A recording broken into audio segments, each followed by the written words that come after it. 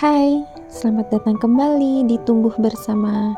Karena dengan bersama kita tumbuh.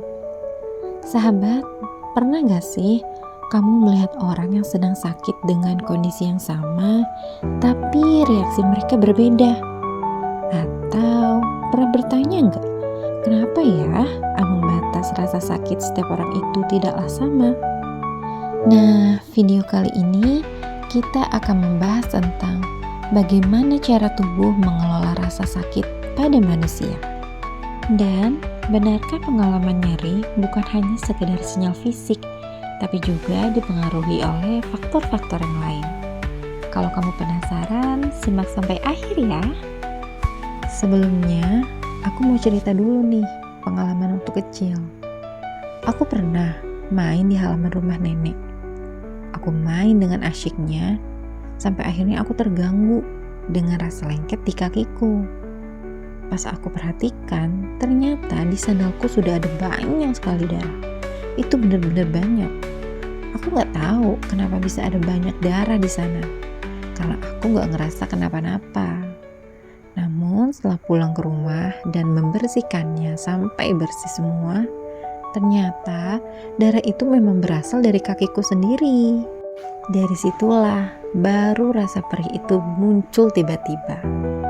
Respon orang tuaku pun pada saat itu juga biasa saja. Tidak panik, khawatir, atau marah. Semua respon sangat tenang sambil dibersihkan. Itu hanyalah sekecil peristiwa dari berbagai peristiwa sejenis yang terjadi di masa kecilku dulu. Nah, berjalannya waktu, pengalaman-pengalaman itu membuatku semakin sadar akan sesuatu hal, bahwa rasa tentang sakit amat bisa kita kelola, bahwa kemampuan seseorang dalam merasakan sakit bukan sesuatu yang acak, bukan pula keberanian semata. Dalam ilmu syaraf dan psikologi, ambang batas rasa sakit itu ternyata dipengaruhi oleh 3 hal besar. Pertama, faktor biologis. Cara tubuh kita membawa pesan nyeri. Tubuh kita punya sistem alarm yang disebut nosiseptor, yaitu reseptor yang mendeteksi ancaman di luar dan dalam tubuh. Ia mengirimkan sinyal bahaya ke otak. Yang sering dilupakan adalah nosiseptor hanya mengirim sinyal. Yang menentukan seberapa sakit maknanya adalah otak. Otaklah yang bertugas mempersepsikan sinyal tersebut. Tubuh juga memproduksi hormon endorfin yang berfungsi sebagai pereda nyeri dari dalam. Setiap orang punya jumlah reseptor yang berbeda dan produksi hormon endorfin yang berbeda pula. Ini murni cara tubuh kita dalam bekerja. Kedua, faktor lingkungan dan pengalaman. Cara kita dibesarkan.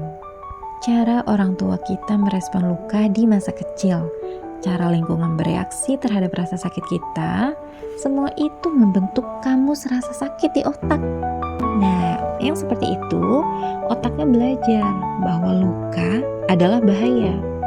Atau ada juga anak yang kalau berdarah dibersihkan dengan tenang, otaknya belajar luka itu boleh ada, panik tidak harus. Dan perlahan tubuhmu belajar bahwa rasa sakit itu bisa ditangani, bukan ditakuti.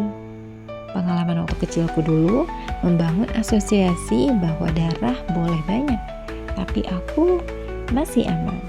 Itulah sebabnya ambang batas rasa sakit itu berbeda setiap orang, terbentuk dari kecil. Dan yang terakhir, faktor psikologis. Cara pikiran kita memaknai luka. Inilah bagian yang paling penting, sahabat. Perlu diingat, interpretasi menentukan intensitas. Otak adalah pusat dari segala sensasi, termasuk nyeri.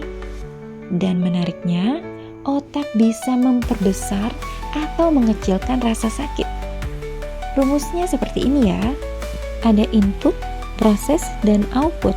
Kalau inputnya kita panik, maka prosesnya otak menafsirkan sebagai bahaya. Akhirnya outputnya pun apa?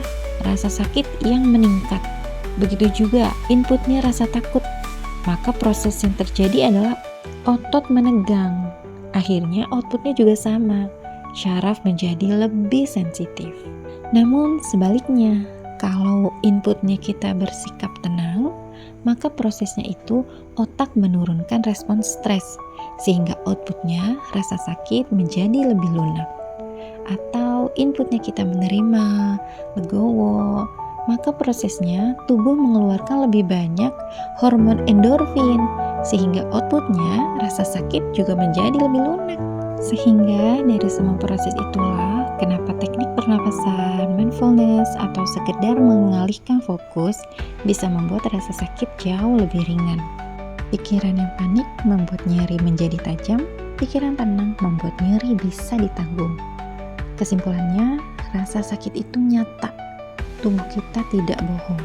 Tapi cara kita memaknai sinyal bisa dilatih, bisa diperhalus.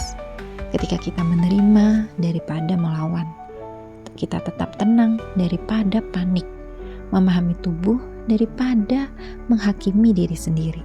Maka rasa sakit tidak lagi menyerang kita, tapi menjadi bagian dari proses tubuh yang bisa kita kendalikan. Pada akhirnya kita memahami bahwa rasa itu nyata, tapi cara kita memaknainya jauh lebih berpengaruh.